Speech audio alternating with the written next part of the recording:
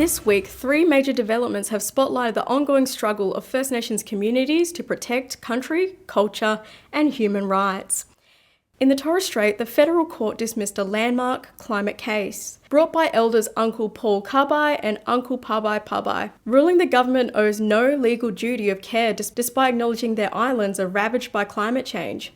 "My heart is broken," said Uncle Pabai, "but love for our community will keep us going." In the NT, Coroner Elizabeth Armitage found former police officer Zachary Rolfe racist and exposed institutional racism within the NT police force over the killing of Kumanjai Walker. Yet, Chief Minister Leanne questioned the relevance of key recommendations, prompting outrage from Walpiri leaders. "We need a ceasefire," said Elder Ned Jampajimpa Hargraves. And on WA's Burrup Hub Peninsula, the Whadjuk cultural landscape, home to the world's oldest rock art, was listed to the World Heritage listing. While traditional owners celebrated, concerns remain over industrial emissions. Environment Minister Murray Watt said industry can coexist with rock art, but the listing adds vital layers of protection. Across courtrooms and country, the message is clear. First Nations people continue to fight for justice, truth, and survival. More of that later. Kaya.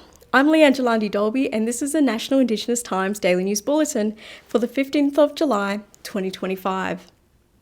The Northern Territory Government is facing mounting criticism after Chief Minister and Police Minister Leanne appeared to downplay key findings from the inquest into the 2019 police shooting death of Walpiri Laricha man Kumanjai Walker. Coroner Elizabeth Armitage last week delivered damning findings, declaring former NT police officer Zachary Rolfe a racist and identifying significant hallmarks of institutional racism within the NT police force. Yet Chief Minister Finocchiaro has since questioned the relevance of some of the 32 recommendations made, citing the passage of time and claiming much has changed. It's delivered recommendations that are 6 years after the fact, Finocchiaro told media, adding some are much less relevant than others without clarifying much. Her remarks have drawn sharp backlash from community leaders and justice advocates who see them as dismissive. The evidence suggested that racist behaviour or language, although not uniform, was normalised within the Alice Springs police station. Many in the Walpiri community said the inquest confirmed what they had long known. To hear the coroner identify structural and entrenched racism in the NT has made us feel validated, said Mr. Walker's cousin, Samara Fernandez-Brown.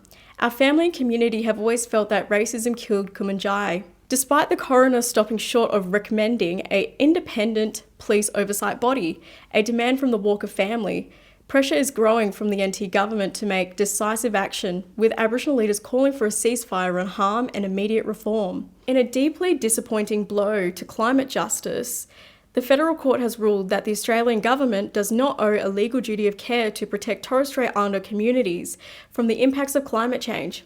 The case brought by Boigu and Sabai Island traditional owners Uncle Paul Kabai and Uncle Pabai Pabai, they argued on the fact that the government had failed to act on scientific advice to reduce emissions, putting their homelands at risk of becoming inhabitable. While Justice Michael Wigney acknowledged the islands are ravaged by climate change and face ongoing sea level rise, erosion and cultural loss, he ruled that government climate targets fall within core policy decisions and are not subject to common law negligence.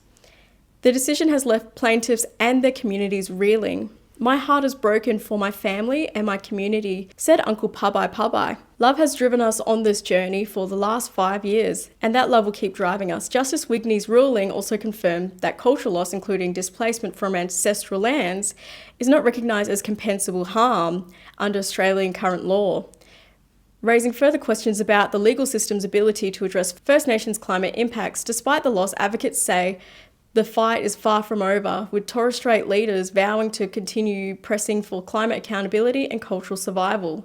The Whadjuk cultural landscape, home to the largest and oldest collection of petroglyphs, has been inscribed in the UNESCO World Heritage listing, marking a historic recognition of its cultural and spiritual significance of the Nyali traditional owners. Spanning nearly 100,000 hectares on WA's Burrup Peninsula, the site features ancient rock carvings of now extinct species, human figures, and sacred songlines. The area was once home to the Yuba Rara people who were massacred in 1868 and is now managed by the Whadjuk Aboriginal Corporation, which led the World Heritage nomination. Speaking in Paris, MAC Vice Chair Belinda Churnside said, "We have come together from far away from the Whadjuk lands. This has been a long-awaited journey for our people." The inscription comes amid a simmering debate over industrial development in the region. Emissions from nearby gas operations, including Woodsides, have sparked concerns for international scientists and UN advisors about possible chemical degradation of the art. Federal Environment Minister Murray Watt defended the government's approach, saying industry can coexist with rock art, and clarified the World Heritage listing won't affect current project approvals.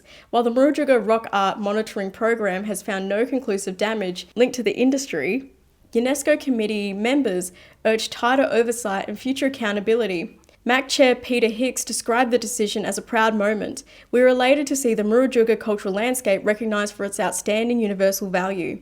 And that's today's Daily News Roundup from the National Indigenous Times.